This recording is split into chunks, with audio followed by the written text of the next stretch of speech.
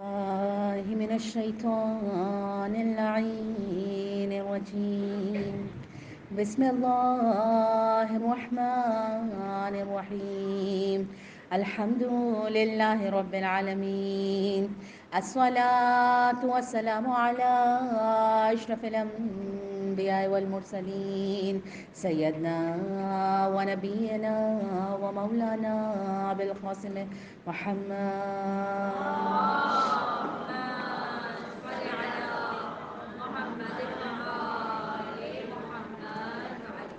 وعلى آل بيته الطيبين الطاهرين المعصومين سيما بقية الله في الأرضين وعلى لعنة الله على قوم الظالمين.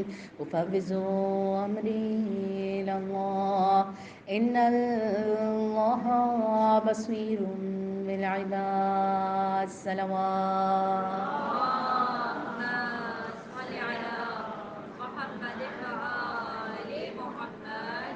أما بعد فقد قال الله تعالى في قرآن المجيد. بسم الله الرحمن الرحيم. إنما يريد الله ليذهب عنكم الرجس أهل البيت ويطهركم تطهيرا.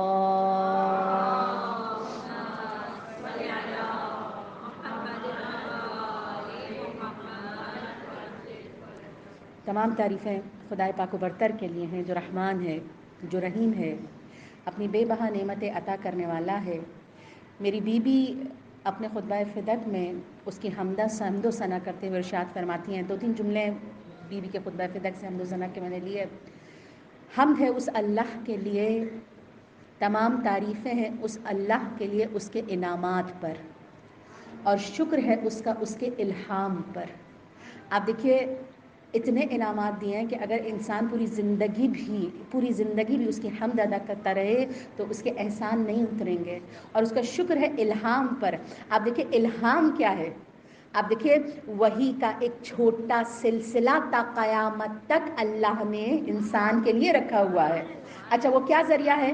وہ ذریعہ یہ ہے کہ اللہ نے ہر انسان کے باطن میں ضمیر رکھ کے نبوت باطنی کو عطا کر دیا ہے۔ آپ دیکھیے ہر انسان کے اندر اللہ نے ایک نبی رکھا ہے، اور وہ نبی ضمیر کی صورت میں اس کے اندر موجود ہے، جو ہر اچھائی برائی میں اس کو گائیڈ کرتا ہے۔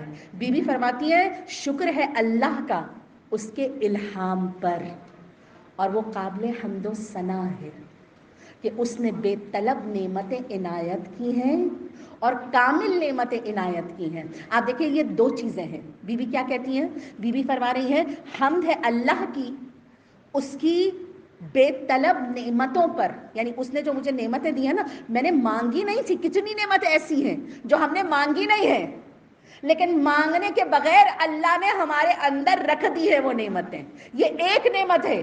اچھا اگر کہوں ایک نعمت نہیں ہے، ہزاروں نعمت ہے۔ کیسے؟ ایک یہ کہ میں نے مانگی نہیں، ٹھیک، دوسرا بے مانگی اللہ نے مجھے عطا کر دی ہے۔ پھر تیسری نعمت بی بی کہتی ہیں حمد ہے اس اللہ کے لیے، حمد و ثنا کے قابل ہے میرے اللہ کہ اس نے نعمتوں کو کامل عطا کیا ہے۔ آپ دیکھیں کیسے مثال سے سمجھاتی ہوں، ہونا کامل ہونا یہ 2 الگ چیزیں ہیں، ٹھیک ہے۔ اچھا ابھی پچھلے دنوں کچھ پیشنٹ سے ملاقات ہوئی جن کی ایک ہی چیز میں مسئلہ تھا لیکن ہر چیز الگ الگ تھی۔ اچھا کیا دیکھیں اللہ کتنا کریم ہے۔ مسئلہ کیا تھا؟ جملہ ذہن میں ہو، بی بی کے خطبے کا جملہ کیا ہے؟ اچھا جملہ کیا ہے؟ حمد ہے اس اللہ کے لیے، قابل حمد و ثنا ہے میرا رب کہ جس نے بے طلب نعمتیں دی ہیں، ٹھیک ہے، بے طلب نعمتیں دی ہیں اور مکمل نعمتیں دی ہیں۔ یہ بے طلب ایک نعمت، مکمل دوسری نعمت۔ مثال کیا ہے؟ آپ دیکھیں پچھلے دنوں ایک پیشنٹ سے ملاقات ہوئی جس کے گردے میں کوئی مسئلہ ہو گیا تھا، ایک گردے میں۔ اچھا کتنے گردے ہیں؟ 2۔ ایک میں مسئلہ ہو گیا تھا، کئی دن اسپتال میں رہا، اس کے بعد وہ ہوا، پھر بہت مسائل پوچھا کہ ایک گردے کی کیا قیمت ہوگی اگر خرید لیں۔ اچھا میں نے بھی ابھی آنے سے پہلے نیٹ پہ سرچ کیا کہ ایک گردہ اچھا کتنے رکھے اللہ نے؟ ایک کام چھوڑ دے تو دوسرا ٹھیک ہے، ایسا ہے یا نہیں ہے؟ بی بی فرماتی ہے نا خدایا تیری نعمتوں کا کمال یہ ہے کہ وہ بلا معاوضہ ہیں، ٹھیک ہے؟ اچھا وہ جو دو نعمتیں اللہ نے رکھی ہیں ان دو نعمتوں میں ایک کی قیمت کیا ہے جانتے ہیں؟ ابھی آنے سے پہلے میں سرچ کر رہی تھی کہ ایک گردہ کتنے میں ملتا ہے. آپ یقین کریں مجھے جو کاسٹ ملی کہ کم سے کم کاسٹ $35,000 ہے ایک گردے کی. ایک گردے کی قیمت کتنی ہے؟ اچھا یہ پاکستان میں کنورٹ کریں پی آر کے میں، پی کے آر میں 1,1.5 کروڑ بنتے ایک ٹھیک ہے. اچھا ایک خراب ہو جائے تو ایک کی قیمت اتنی زیادہ ہے. اچھا دوسرے پیشنٹ سے ایک کا ایک گردہ خراب ہو گیا تھا، اس کا مسئلہ، دوسرے کا مسئلہ بھی گردے سے ریلیٹڈ تھا. اچھا گردے میں بار بار پھتری ہو جاتی ہے، کیوں ہو جاتی ہے؟ بدن کیلشیم کو ٹالریٹ نہیں کر رہا، ٹھیک ہے. اچھا اب بدن کیلشیم کو ٹالریٹ نہیں کر رہا، کہا اگر اتنی سی چیز بھی میں کیلشیم کی کھا لوں تو میرے گردے میں پتھری ہو جاتی ہے، ٹھیک. اچھا پھر الگ مسئلہ کہ مثلا پتھر آپریشن اور یہ تمام چیزیں. ایک چیز کم یا زیادہ ہے تو نعمت نا، گردہ تو ہے نا، یہ نعمت ہے یا نہیں ہے؟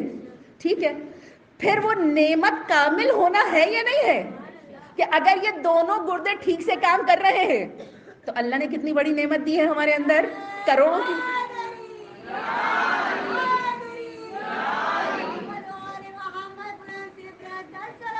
اللہم صل علی محمد.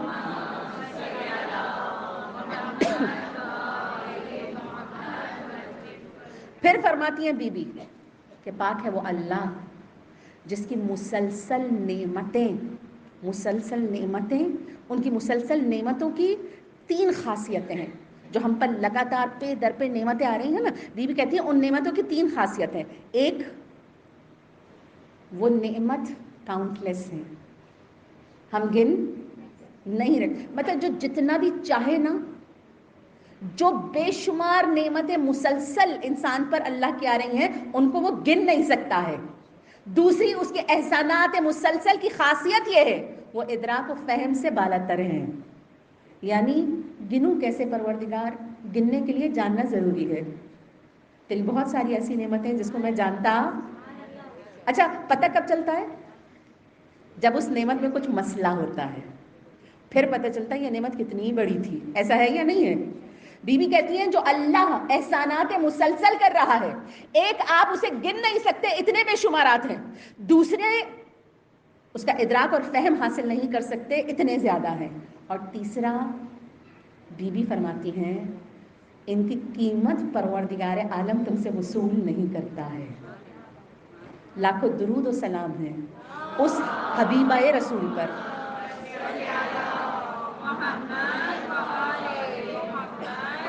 جیل پر لاکھوں درود و سلام ہو اس رسول کی حبیبہ پر جو محبوب الہی بھی ہے، اور سلام ہے اس حجت کی ماں پر. آپ دیکھیے آئمہ تحریم کی والدہ ہے نا، کہ جن کو اللہ نے مخلوقات میں سے چن لیا ہے. فرمایا درود بھیجو فاطمہ پر. جب تم فاطمہ پر ایک دفعہ درود بھیجتے ہو اللہ کے فرشتے 700 دفعہ تم پر درود بھیجتے ہیں.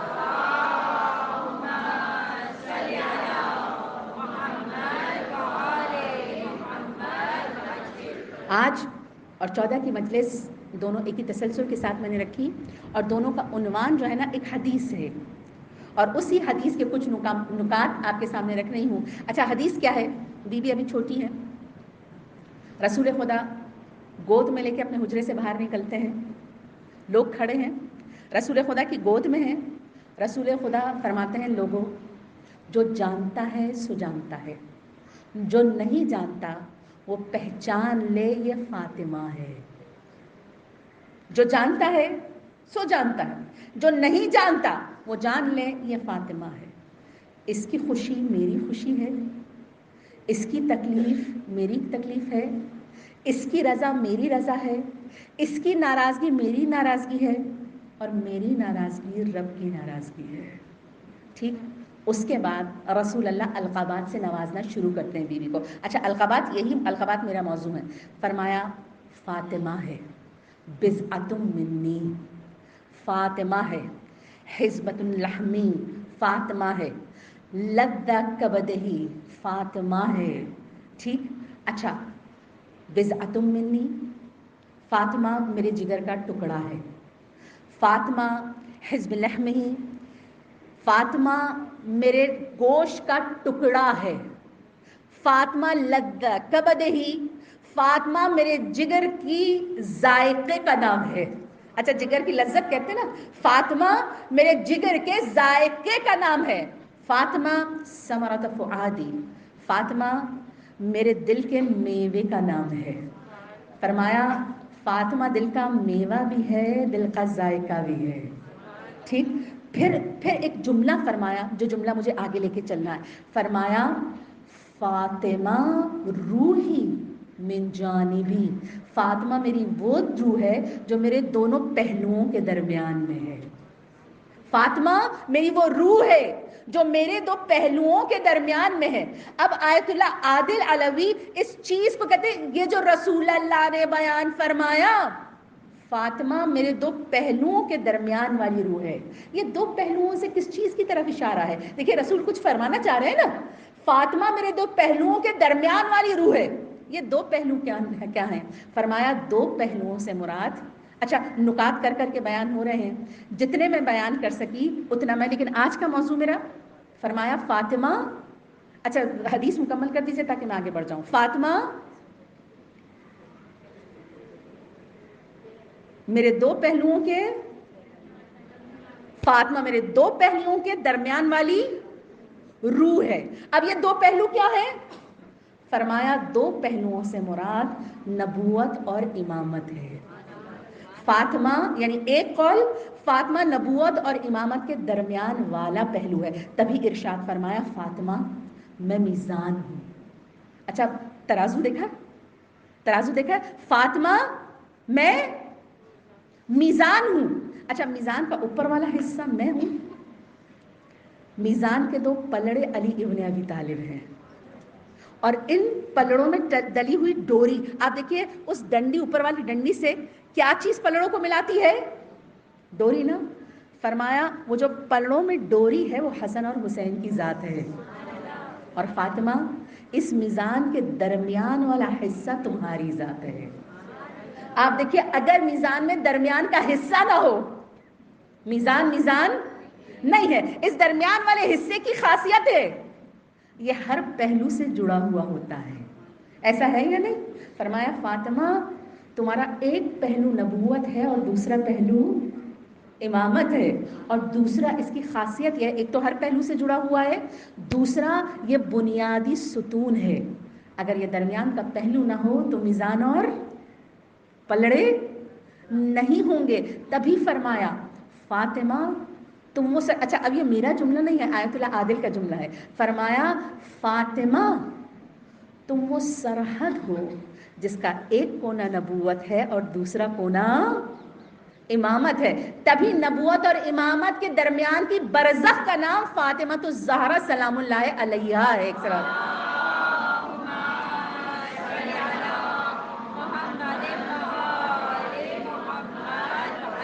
تو اب ان دو پہلوؤں کا جو ایک ٹکڑا ہے نا، ایک پہلو نبوت، وہ آج کا میرا موضوع ہے. فرمایا فاطمہ ظاہری نبوہ و باطنی ولایا، فاطمہ میرا ظاہر جو ہے نا وہ نبوت ہے اور میرا باطن جو ہے نا وہ ولایت ہے. کتنا خوبصورت جملہ ہے. اگر اس حدیث کو غور کریں نا تو پورا دین سمجھ میں آ جائے. فاطمہ میرا ظاہر کیا ہے؟ نبوت ہے. میرا باطن ولایت ہے. یعنی رسول کہنا چاہتے ہیں حجت خدا دو قسم ہے، ایک حجت خدا نبوت کی صورت میں ہے، ایک حجت خدا ولایت کی صورت میں ہے. تبھی فرمایا یا علی جو مجھ میں ہے وہ تم میں ہے، مگر ایک فرق کے ساتھ. اور وہ فرق کیا ہے؟ وہ فرق نبوت ہے. میں نبی ہوں اور تم، ہم دونوں ہی حجت الہی ہیں، ہماری خصلتیں ایک ہے، ہمارا جسم ایک ہے، ہماری روح ایک ہے، لیکن فرق یہ ہے میں نبی ہوں اور تم امام ہوں. حجت الہی کے دو رخ، ایک نبوت ہے اور ایک امامت ہے. دوسرا نبی میرا ظاہر نبوت، میرا باطن امامت فرمانا چاہتے ہیں تم دیکھتے ہو محمد ایک شخص ہے، محمد ظاہر میں ایک ہے، باطن میں 12 ہیں جو اللہ نے ہر زمانے میں بکھیر دیے. تم ہر زمانے میں امامت کو دیکھتے ہو، اصل میں اللہ نے نبوت کو امامت کی صورت میں زندہ کر دیا ہے. تبھی فرمایا لحموں کا لحمی و دموں کا دمی، تمہارا خون میرا خون ہے، تمہارا گوشت میرا. اچھا یہ چھٹے امام نے کر کے دکھایا. راوی کہتا ہے ایک دفعہ چھٹے امام بازار آئے، کسی نے دیکھا رسول خدا چھٹے امام کے ہاتھ میں ایک عصا ہے. لوگوں نے پوچھا یا امام یہ عصا کچھ مختلف سا ہے. فرمایا یہ رسول صلی اللہ علیہ وآلہ وسلم کا عصا ہے.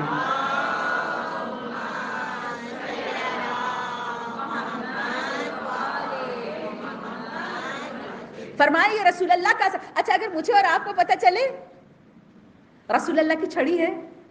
اچھا مجھے ایک بات بتائیے، ہم ممبر کی عزت کیوں کرتے ہیں؟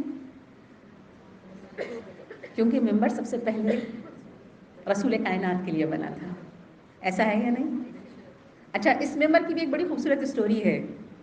ٹھیک ہے، اس ممبر کی بھی بڑی خوبصورت ہے. کہا جب رسول اللہ ضعیف ہو گئے، جب رسول اللہ عمر آپ کی بڑھ گئی، رسول خدا پوری مسجد نبوی میں ایک درخت کی پہ ٹیک لگا کے خطبہ دیا کرتے تھے.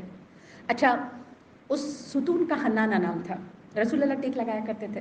جب رسول خدا کی عمر زیادہ ہو گئی، ایک عورت نے اپنے بیٹے سے کہا رسول اللہ کے بیٹھنے کی کوئی جگہ بناؤ. اس نے کیا کیا، 2 سیڑھیاں بنا کے رسول اللہ کی مسجد میں رکھ دیا. وہ سیڑھیاں بعد میں ممبر کے نام سے، ٹھیک، وہ سیڑھیاں بعد میں کس نام سے مشہور ہوئی، لیکن سب سے پہلے کس کے لیے بنی؟ رسول اللہ. اچھا جانتے ہیں جب رسول اللہ خدا پہلی دفعہ ان سیڑھیوں پر بیٹھنے کے لیے آگے بڑھے، دیکھا رونے کی آواز آ رہی ہے. دیکھا رونے کی آواز، سب حیران کہاں سے رونے کی آواز آ رہی ہے. دیکھا وہ ستون یا وہ لکڑی یا وہ سوکھا درخت جس پہ رسول اللہ ٹیک لگاتے تھے نا، اس سے رونے کی آواز آ رہی ہے. اچھا لوگ حیران کیوں ہو رہا ہے؟ اب جانتے ہیں رسول مرسل نے کیا کیا؟ رسول اللہ دوڑتے ہوئے گئے، اس کو گلے سے لگا لیا. کہا یہ میری جدائی میں رو رہا ہے، یہ میرے جدا ہونے پر رو رہا ہے کہ آج میں نے اس پر ٹیک نہ لے گئی. اچھا اب رسول کتنے شفیق ہیں، انسان تو انسان، نباتات پر بھی کتنا شفیق ہے وہ رسول. کہا ایک دفعہ بڑھ کے گلے سے لگایا اور کہا اداس نہ ہو، تیرا اور میرا ساتھ جنت تک کے ہے. خدایا ہمارے اور رسول کا ساتھ بھی جنت تک قرار دے. تو ہم ان چیزوں کی کیوں عزت کرتے ہیں؟ ممبر کی عزت رسول سے منسوب ہے. ہم زلجلہ کا احترام کیوں کرتے ہیں؟ کیونکہ وہ مولا سے منسوب ہے. اب سوچئے وہ عصا ہو جو رسول اللہ استعمال کرتے ہیں، لوگوں کی کیا حالت ہوئی ہوگی. کہا لوگوں نے دوڑ کے اس عصا سے چمٹ گئے، لوگ دوڑ کے اس عصا کو چومنے لگے، یہاں تک کہ امام کے ہاتھ سے لے کے لوگ اس سے بہت زیادہ متبرک ہو کے اچھا ہماری بھی یہی کنڈیشن ہوتی نا اگر ہمیں پتہ چل جاتا تو، ہوتا یا نہیں ہوتا؟ اچھا کبھی سوچتی ہوں ایک دفعہ امام رضا نے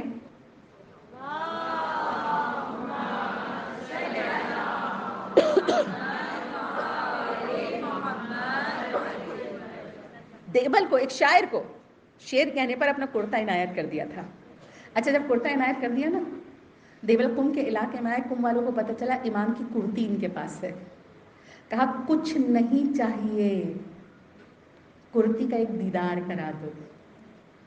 کہا جب انہوں نے کرتی نکالی، کہا دیوبل کچھ نہیں چاہیے، ایک ایک تار دے دو.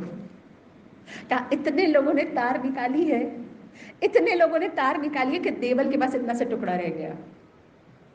لوگ تبرک کے طور پہ ایک ایک تار نکالتے تھے، لیکن اتنا مجمع تھا کہ وہ ایک ایک تار سے پوری، یہی ہے نا ایک عاشق کا. کہا اب سب لوگوں نے نا اس عصا کو لے کے چومنا شروع کر دیا، بہت شدت سے چوم رہے ہیں. کہا جب شدت سے چومنے لگے نا، امام نے نتیجہ دینا چاہا. اچھا یہ نتیجہ میرے اور آپ کے لیے، رہتی دنیا کے انسان کے لیے ہے. کہا جیسی ہی عصا وہ چومنے لگے، امام نے ہاتھ بڑھایا، کہا وہ عصا رسول ہے یا گوشت رسول ہے؟ کہا وہ عصا رسول ہے. عصا سے زیادہ اہم رسول اللہ کا ہاتھ ہے یا نہیں ہے؟ ٹھیک، اور اس کے اندر جو خون ہے وہ خون رسول ہے. یعنی اس عصا کا تم احترام کر رہے ہو، اس احترام سے کہیں زیادہ احترام ہم اہل بیت کا ہے. تو ائمہ تحریم کے لیے کیا بیان فرمایا؟ لحموں کا، دموں کا. اچھا تو بی بی فاطمہ الزہرا کہاں ہے؟ بی بی فاطمہ الزہرا کہاں ہے؟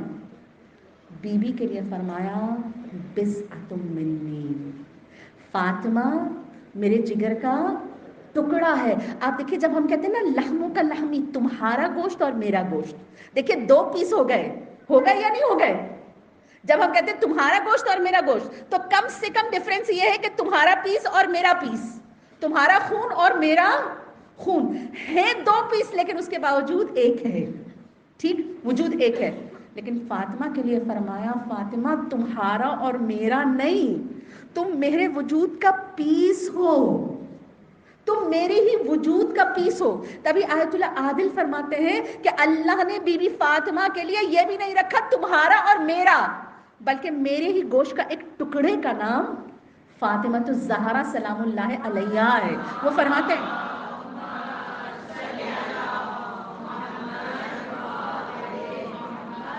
فرمایا جب بی بی کے لیے یہ فرما رہا ہے نبی کہ تم میرے گوشت کا ٹکڑا ہو، میرے وجود کا حصہ ہو، میرے دل کا میوہ ہو، فرمایا مراد یہ ہے کہ بی بی فاطمہ الزہرا اسرار نبوت کا حصہ ہے. یہ جو کہتے ہیں نا میرے وجود کا، آپ دیکھیں تم اور میں کا نہیں، ٹکڑا میرا پیس، مراد یہ ہے کہ نبوت کے اسرار کا حصہ ہے بی بی فاطمہ الزہرا سلام اللہ علیہا. اچھا کیسے اسرار کا حصہ ہے؟ دیکھیں یہ جملہ بڑا عجیب ہے، یہ بڑا عجیب جملہ ہے.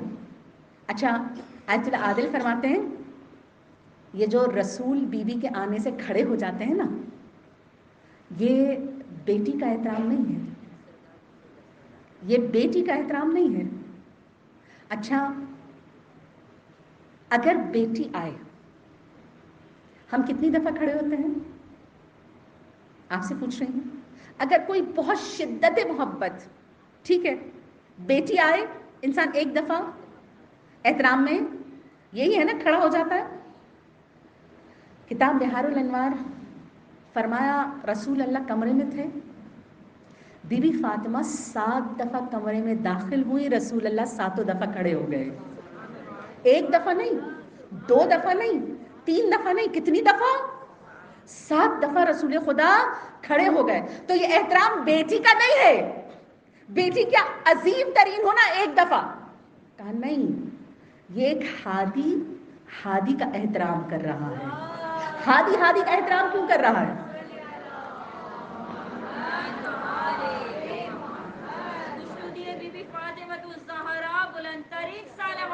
اللہم صل علی محمد وآل محمد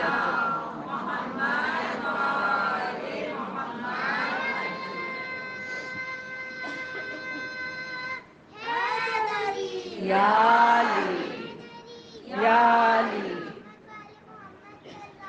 اللہم صل علی محمد.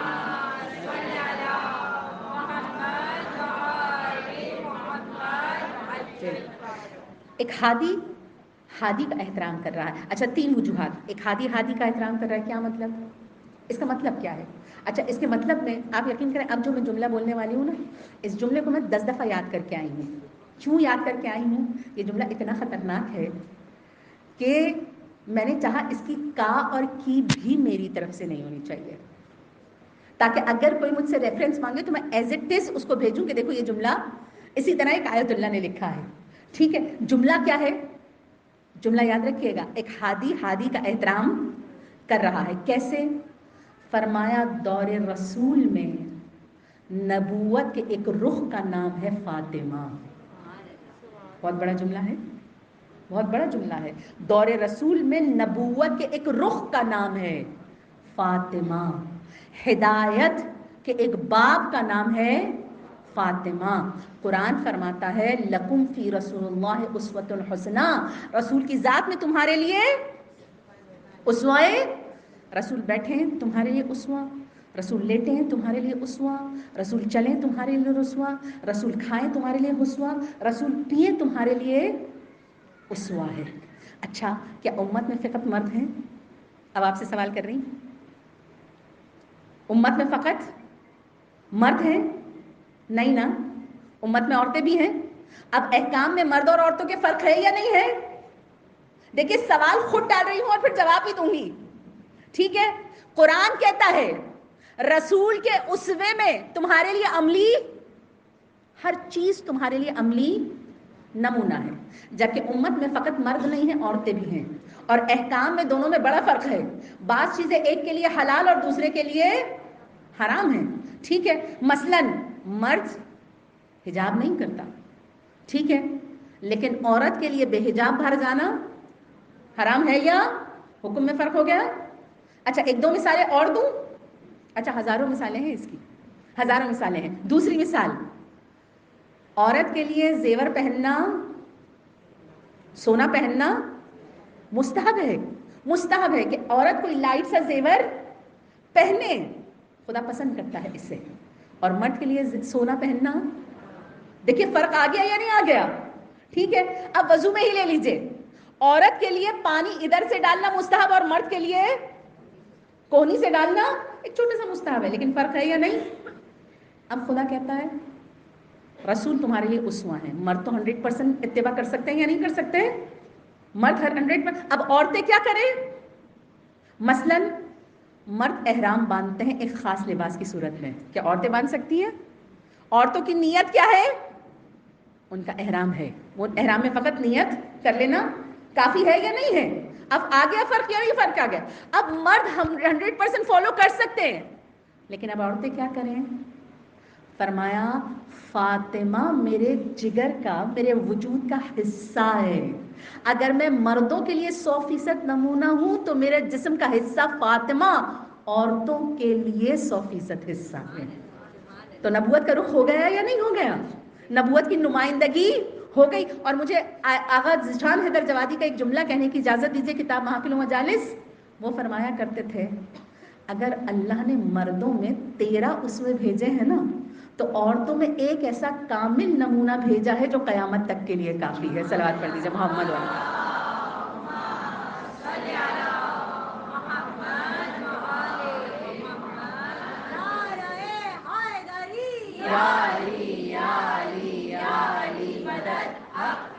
تو اب فاطمہ صرف بیٹی کا نام نہیں ہے بلکہ رسالت کے رخ کا نام ہے۔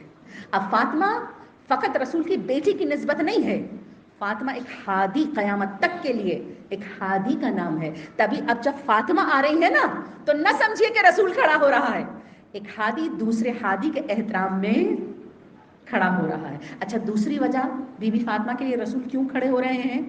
نبوت کا پہلو ہے نا، فرمایا ایک سردار دوسرے سردار کی عزت کر رہا ہے۔ اچھا کیسے؟ 3 حدیثیں بیان کروں گی اور چاہتی ہوں، اچھا اتنا چھوٹا سا فرق ہے نا ان تینوں حدیثوں میں ورڈنگ کا، لیکن معنوں میں اتنا فرق ہے جیسے زمین و آسمان کا۔ ٹھیک، پہلی حدیث ہے فاطمہ سیدۃ النساء، بالکل آپ نے پورا کر دیا، معنی کیا ہوئے؟ فاطمہ عالمین کی عورتوں کی سردار ہیں، ٹھیک۔ دوسری حدیث ہے فاطمہ سیدۃ النساء اہل الجنہ، ٹھیک، فاطمہ جنت کی عورتوں کی سردار ہیں، ٹھیک ہے۔ اچھا دونوں حدیثوں میں فرق کیا ہے؟ ایک میں عالمین کا لفظ ہے، ایک میں جنت کا لفظ ہے، ٹھیک ہے، لیکن فرق زمین سے جنت تک کا ہے، فرق زمین سے جنت تک کا ہے۔ ایک دنیا کی سرداری بیان کر رہی ہے، ایک جنت میں عورتوں کی سرداری بیان کر رہی ہے۔ اب تیسری حدیث کی طرف جا رہی ہوں، فرمایا فاطمہ سیدۃ اہل الجنہ، نساء کا لفظ ختم کر دیا، ٹھیک ہے، صرف نساء کا لفظ ختم ہوا ہے، فاطمہ سیدۃ اہل الجنہ، فاطمہ جنتیوں کی سردار ہے، ٹھیک ہے۔ اب چاہے مرد آئے جنت میں چاہے عورت آئے، فرق نہیں ہے، فاطمہ سرداروں کی سردار ہے۔ اب رسول اگر فاطمہ کے لیے کھڑے ہوتے ہیں نا تو بیٹی کے لیے نہیں کھڑے ہو رہے، جنت کا ایک سردار دوسرے سردار کے لیے کھڑا ہو رہا ہے۔ صلوات پڑھ دیجیے محمد۔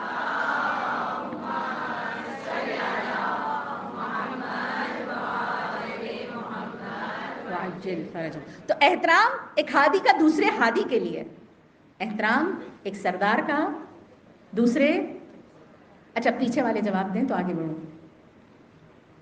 احترام ایک سردار کا دوسرے سردار کے لیے. تیسری وجہ رسول کیوں کھڑے ہو رہے ہیں؟ اب دیکھیے تیسری وجہ تھوڑا سا دقیق نقطہ ہے، آپ کو سمجھنا پڑے گا. فرمایا مقام سیدہ. اچھا پہلے ٹائٹل بیان کر دوں پھر اس کو ایکسپلین کروں گی. ٹائٹل یہ ہے رسول اتنا احترام اس وجہ سے کر رہے ہیں کیونکہ عالمین کی رحمت کا قلب فاطمہ ہے. ٹھیک ہے، عالمین کی رحمت کا قلب فاطمہ ہے. کیسے؟ رسول خدا کا مقام دیکھیے قرآن میں سورہ نحل کی آیت نمبر 89 رسول خدا ارشاد فرماتے ہیں. اچھا کیا قرآن میں خدا ارشاد فرما رہا ہے مقام رسالت. کیا ہے مقام رسالت؟ خدا قرآن میں ارشاد فرما رہا ہے اے رسول ہم نے ہر نبی کو اس کی امت پر گواہ بنایا ہے. ٹھیک ہے، ہر نبی کیا ہے؟ امت پر. ٹھیک ہے، اگر الفاظ کو بدل دوں ہر نبی امت کا سردار ہے، ایسا ہے یا نہیں؟ اور اس امت پر گواہ ہے. اور اے رسول آپ کو انبیاء پر گواہ بنایا ہے. ٹھیک، جس کی گواہی کے بغیر انبیاء آگے نہ بڑھ سکیں اسے ذات محمد کہتے ہیں. کیا مقام ہے میرے رسول کا، کیا درجہ ہے میرے رسول کا کہ جس کی گواہی کے بغیر نبی آگے نہیں بڑھ سکتے. فرمایا اے رسول ہر نبیوں پر ہم نے گواہ بنایا ہے. نبی کو گواہ بنایا امت پر اور آپ کو نبیوں پر. ٹھیک ہے، اب جو رسول کتاب لائے اس کا کیا مقام ہے؟ فرمایا نزلنا، وہی آیت ہے اس کا کنٹینیو، نزلنا علیک الکتاب. اچھا وہ کتاب کی خاصیت کیا ہے؟ وَهُدًى وَرَحْمَةً وَبُشْرَى لِلْمُسْلِمِينَ. اے رسول ہم نے آپ پر قرآن کتاب کو نازل کیا تبیان لکل شیء. اس کتاب نے واضح کر دیا ہر چیز کو. اس کی خاصیت یہ ہے اس نے ہر چیز کو واضح کر دیا جو رحمت ہے، ہدایت ہے اور بشارت ہے مسلمانوں کے لیے. ٹھیک، اچھا آیت کو یاد کریں گے. نزلنا علیک القرآن تبیان لکل شیء. ٹھیک، وَرَحْمَةً وَهُدًى وَبُشْرَى لِلْمُسْلِمِينَ. ٹھیک، اچھا اب اگر میں ترجمہ پوچھوں کیا تھا آیت کا ترجمہ؟ نزلنا علیک القرآن. اچھا کیونکہ آج مفاہیم قرآن بہت عام ہو گیا ہے اور اس کا ترجمہ بڑا ہی آسان ہے. ٹھیک ہے، تو مجھے یقین ہے لوگ بڑے آسانی سے اس کا ترجمہ نزلنا علیک الکتاب، نازل کیا آپ پر کتاب کو تبیان کل شیء. ٹھیک، واضح کرتا ہے کلے. اس کتاب کی خاصیت کیا ہے؟ یہ واضح کرتی ہے ہر چیز کو. رحمتاً وہدًا وبشریٰ کیا ہے؟ اور رحمت ہے، ہدایت ہے، بشارت ہے. کس کے لیے؟ للمسلمین. کس کے لیے بشارت ہے؟ اچھا خود کیا ہے کتاب؟ رحمت، ہدایت، بشارت. کس کے لیے؟ مسلمانوں کے لیے. ٹھیک ہے، جو کتاب لائے نا وہ رحمت ہے مسلمانوں کے لیے. اور رسول کیا ہے؟ وما ارسلناک الا رحمۃ قرآن مسلمانوں کے لیے رحمت ہے. رسول کے رحمت کی وسعت اتنی زیادہ ہے کہ جو عالمین کے لوگوں کے لیے، عالمین کے لیے رحمت کا باعث ہیں. قرآن مسلمانوں کے لیے ہے. آپ دیکھ رہے ہیں قرآن کی وسعت اور رسول خدا کی وسعت دیکھ رہے ہیں. قرآن رحمت ہے مسلمانوں کے لیے، رسول کی ذات رحمت ہے عالمین کے لیے. اچھا یہ عالمین کیا ہے؟ یہ عالمین کیا ہے؟ ہر شب جمعہ پڑھتے ہیں نا دعائے کمیل میں وَبِسُلْطَانِكَ الَّذِي عَلَى كُلِّ شَيْءٍ. ٹھیک، وَبِجَبَرُوتِكَ الَّتِي غَلَبْتَ بِهَا كُلِّ شَيْءٍ. تیرا جبروت ہر چیز پر غالب ہے، تیری قدرت ہر چیز پر غالب ہے، تیری عظمت ہر چیز پر غالب ہے، تیری سلطنت ہر چیز پر غالب ہے. اچھا کبھی شرح پڑھیے گا دعائے کمیل کی، بڑی خوبصورت شرح ہے. ٹھیک، کیا لکھا ہے؟ فرمائے یہ کل شے ہے کیا؟ یہ کل شے کیا ہے؟ کہاں کل شے کا ایک چھوٹی سی جھلک یہ ہے کہ آج سائنسدانوں نے جو ٹیلی اسکوپ سے سولار سسٹم دیکھے ہیں. اچھا سولار سسٹم پتہ ہے؟ ہمارا والا، ہمارا نظام شمسی. کہا ایسے 150 ملین سولار سسٹم اور دیکھ لیے گئے ہیں. ہم پہنچے نہیں ہیں لیکن دیکھ لیے. اچھا 150 ملین کتنے ہوتے ہیں؟ حساب کر سکیں گے؟ 1 ملین کتنا ہوتا ہے؟ 1 ملین کتنا ہوتا ہے؟ 10 لاکھ. 150 ملین ابھی تک دریافت. اس سے آگے جہاں کتنا ہے نہ معلوم. اس سے آگے اس کی سلطنت. اچھا آپ یقین کریں رات کو جب میں سو گئی یہ حدیث پڑھ کے، سوتے سوتے میں میرا ذہن اس کیلکولیشن کو کر رہا تھا کہ یہ 150 ملین کتنے بنتے ہیں. آپ یقین کریں 15 کروڑ سے زیادہ بنتا ہے. 15 کروڑ سولار سسٹم ابھی تک دیکھ لیے گئے ہیں. ٹھیک ہے، ایسے کروڑوں اور. تو اللہ کی سلطنت کتنی بڑی ہے. اللہ کی سلطنت ابھی آپ کا ذہن کام ہی نہیں کر سکتا ہے کہ اللہ کی سلطنت. پھر میں قربان جاؤں اپنے آقا سید سجاد پر.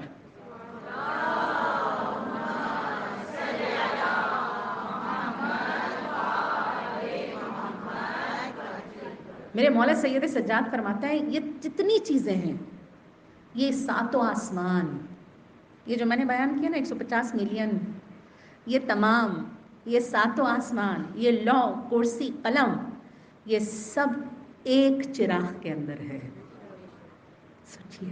سوچئے یہ سب کہاں ہے؟ ایک چراغ کے اندر. اور ایسے 1,00,000 چراغ قندیل سے لٹکے ہوئے ہیں. اب اس کی سلطنت کی وسعت جان سکتے ہیں وہ کتنا بڑا. اچھا اب میں سوچتی ہوں جب اس حدیث کو ایک ہلکا سا غور کر لیں اور پھر سوچیں انسان کہاں کھڑا ہے. انسان کہاں کھڑا ہے اپنے رب کے سامنے؟ وہ کیا چیز ہے؟ اور پھر وہ کہے میں. سوچئے اس کی میں ہے کیا؟ وہ شخص کیا ہے؟ اس کا وجود ایک چونٹی جو ہے نا، ایک چونٹی بہت بڑی ہے. کبھی کبھی میں سوچتی ہوں آقا اگر ہمارے سامنے چونٹی کہے نا تم کیا ہو، میں بہت بڑی چیز ہوں، تو انسان ہنسے گا. ہے یا نہیں؟ حالانکہ ہمارے سامنے چونٹی کا وجود ہے. اس کائنات کے سامنے ہمارا وجود کیا ہے؟ کچھ بھی نہیں. اب سوچئے رب العالمین کیا ہے، پھر سوچئے رحمت للعالمین کیا ہے. اور پھر وہ رحمت للعالمین کہتے ہیں فاطمہ تم میری روح بھی ہو، میرا قلب بھی ہو. تو مجھے کہنے دیجئے اللہ رب العالمین ہے، رسول رحمت للعالمین ہے، اور اللہ نے عالمین کی رحمت کا قلب فاطمہ الزہرا سلام اللہ علیہا کو بنا دیا.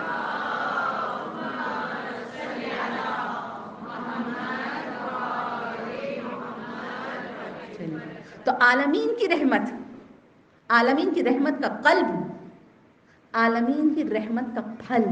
حدیث یہیں سے تو شروع ہوئی تھی نا، جو جانتا ہے سو جانتا ہے، جو نہیں جانتا وہ پہچان لے.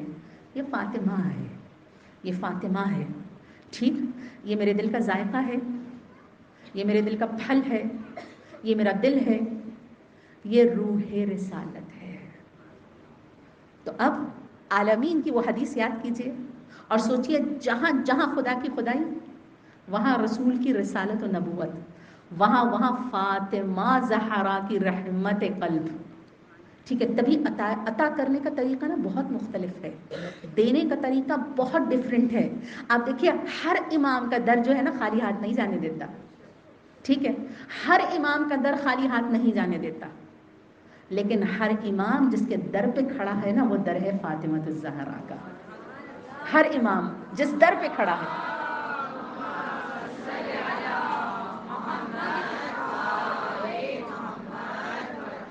اچھا آپ کہیں گے شمع یہ جملہ نا ذاکری کے بیان میں کہہ دیا ہے. ایسا نہیں ہے، ایسا نہیں ہے. کتاب بہار الانوار، 5ویں امام بیمار ہو گئے.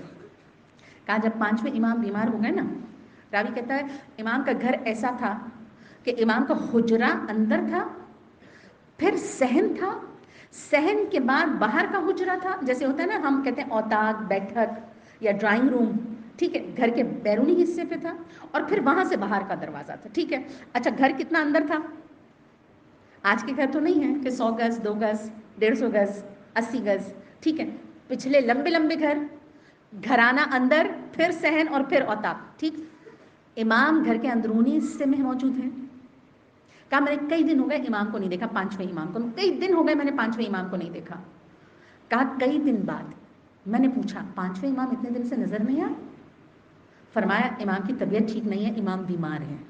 کہا میں امام کی عیادت کے لیے امام کے گھر گیا، کہا میں نے دروازہ بجایا، اندر سے کسی کی آواز آئی اندر آ جائیے، امام گھر کے اندرونی حصے پر ہیں۔ کہا میں نے جیسے ہی دروازہ کھولا میں نے ایک آواز سنی، امام کچھ فرما رہے تھے، امام کی آواز اتنی تیز آ رہی تھی کہ مجھے محسوس ہوا کہ امام کچھ فرما رہے ہیں۔ ٹھیک، امام کیا ہے اس وقت؟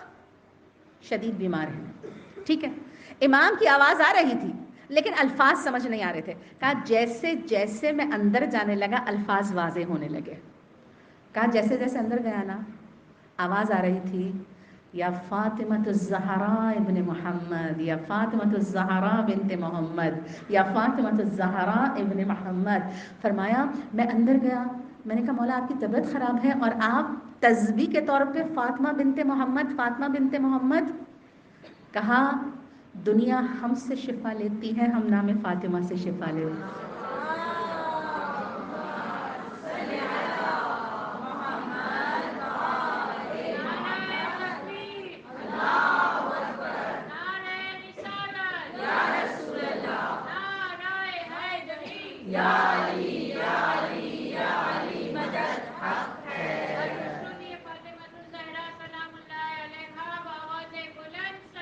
اللہم صلی علی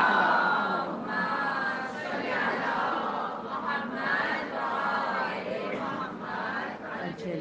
تو دینے کا انداز بالکل جدا، بالکل الگ، جو ہدایت والوں کے لیے مشکل کشا بن جاتی ہے نا۔ مولا کہتے ہیں جب بھی مشکل ہوتی تھی نا، جب بھی مشکل ہوتی تھی، انشاءاللہ مجھے اس کو واضح بیان کرنا ہے، اس کی تفصیل اگلی مجلس میں بیان کروں گی، میں رخ فاطمہ کو دیکھتا تھا میری ہر مشکل حل ہو جاتی تھی۔ جو علی مشکل کشا کی ہر مشکل کو دیکھنے سے حل کر دے نا اسے فاطمۃ الزہرا کہتے ہیں۔ لیکن عزادار و راوی کہتا ہے، کہا بعد رسول دروازہ گر چکا، پسلیاں ٹوٹ چکی، وقت آخر ہے، میں نے دیکھا ایک روز ایسا ہے فاطمہ، وہ فاطمہ جو کھڑی بھی اس طرح ہوتی تھی کہ ایک ہاتھ پہلو پر رکھتی تھی، 18 سال کی جوان فاطمہ ایک ہاتھ پہلو پر رکھتی تھی، دوسرا ہاتھ دیواروں پر رکھتے ہوئے چلتی تھی۔ میں نے دیکھا صبح صبح بی بی فاطمہ نے کھانا بھی بنا لیا، گھر کی صفائی بھی کر لی۔ میں نے کہا بنت زہرا، بنت رسول، اس بیماری میں آپ نے اتنی صبح صبح اتنی جلدی جلدی کام کر لیا۔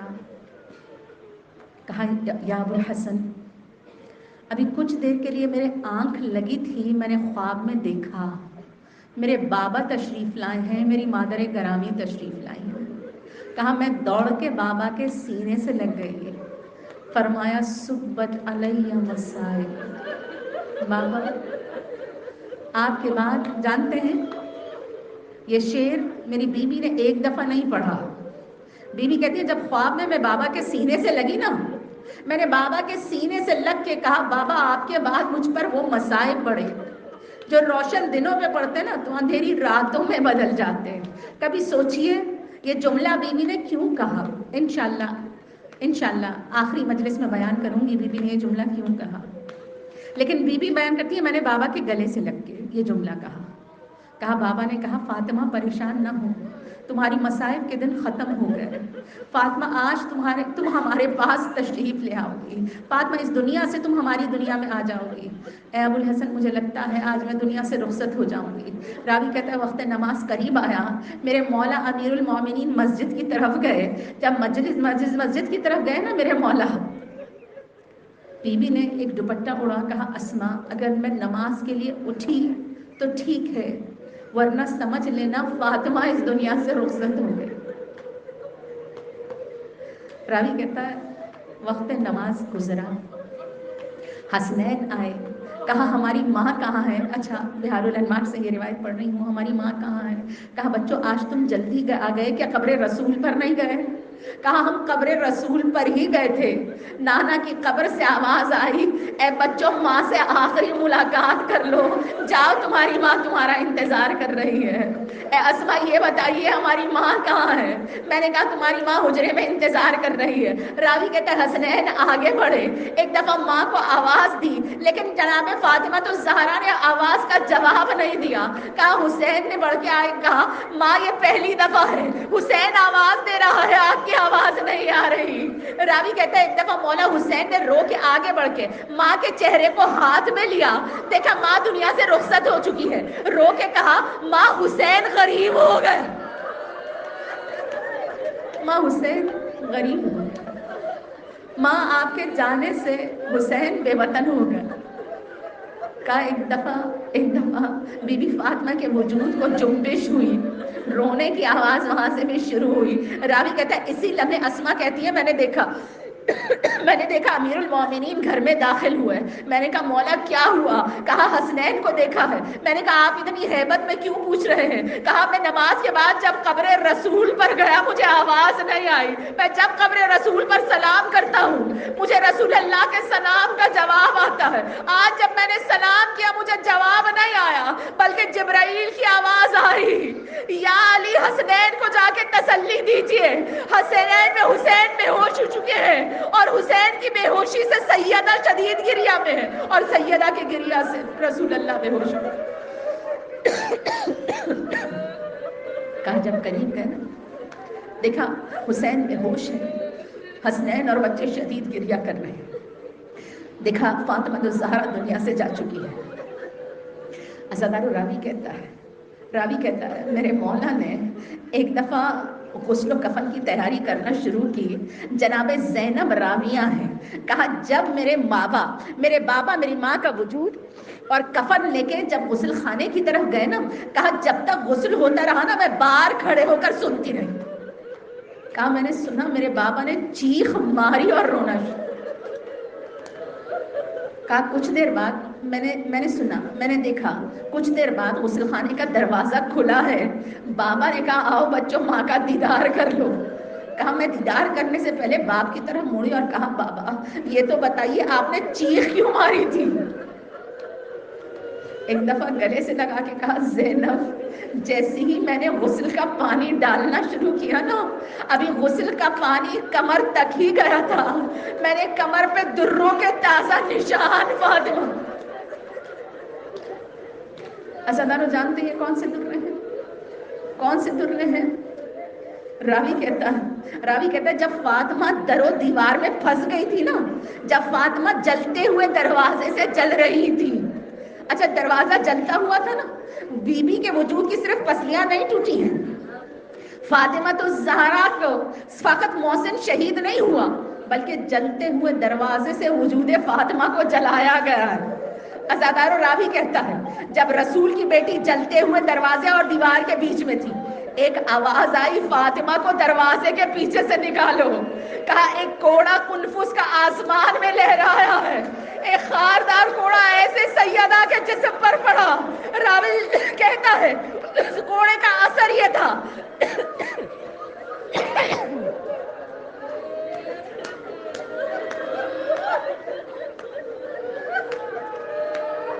کوڑے کا اثر یہ تھا، راوی کہتا ہے تا عمر سیدہ کا ہاتھ اپنے بدن سے اپنی پشت سے بی بی فاطمہ کا ایک ہاتھ اس پر ہوتا تھا اور ایک ہاتھ دیوار پر ہوتا۔ راوی کہتا ہے تھوڑی دیر نہ گزری تھی ظالم نے اپنی تلوار کی نوک سے بی بی کے پسلیوں پر ایسا وار کرنا شروع کیا، بی بی کی پسلیاں ٹوٹی، بی بی کا محسن شہید ہوا۔ راوی کہتا ہے جب بھی اہل بیت پر کوئی مصیبت آتی تھی نا، کہا ہم نام محمد لے لے کے اپنی مشکل کو حل کیا کرتے تھے۔ راوی کہتے ہیں رسول کی بیٹی نے دونوں ہاتھ قبر رسول کی طرف پھیلا لیے، ایک دفعہ رو کے کہا یا بتاؤ یا رسول اللہ، آ کے دیکھیے آپ کے بعد فلاں اور فلاں نے آپ کی بیٹی فاطمہ کے ساتھ کیا۔ اللہ لعنت اللہ علی القوم الظالمین وسيعلم الذين ظلموا أي عمل ينقلبون۔ پروردگار یہ قلیل سا قرصہ ہم سے قبول و منظور